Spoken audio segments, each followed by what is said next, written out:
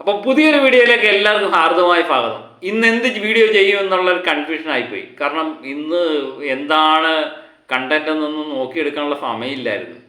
അപ്പം നമ്മൾ സാധാരണ ദൃശ്യവുമായിട്ട് ബന്ധപ്പെട്ട അതിൻ്റെ കളക്ഷൻ ഇങ്ങനെയൊക്കെയുള്ള സാധനമായിരുന്നു ചെയ്തുകൊണ്ടിരിക്കുന്നത്.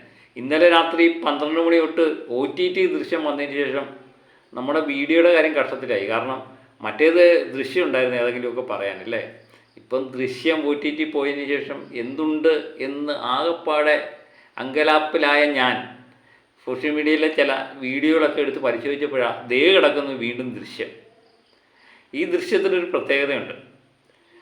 ഈ ദൃശ്യം ആമസോൺ പ്രൈം തന്നെയാണ് പുറത്ത് വിട്ടേക്കുന്നത്. അതൊരു അവരുടെ OTT മെറ്റീരിയലിൻ്റെ ഒരു എന്താ പറയുന്നത് പ്രൊമോഷൻ വീഡിയോ ആണ്.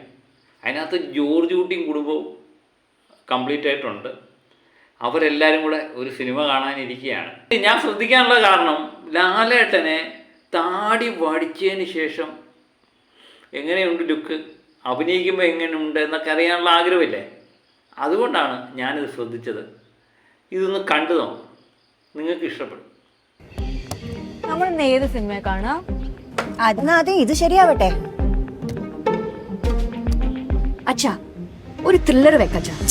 നീ പോയേ, നല്ലൊരു ഫാമിലി പടം.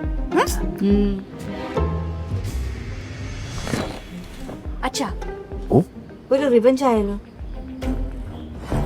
റിവഞ്ച്, ത്രില്ലർ, ഫാമിലി, ഇതെല്ലാം കൂടെയുള്ള ഒരു പടമുണ്ട്.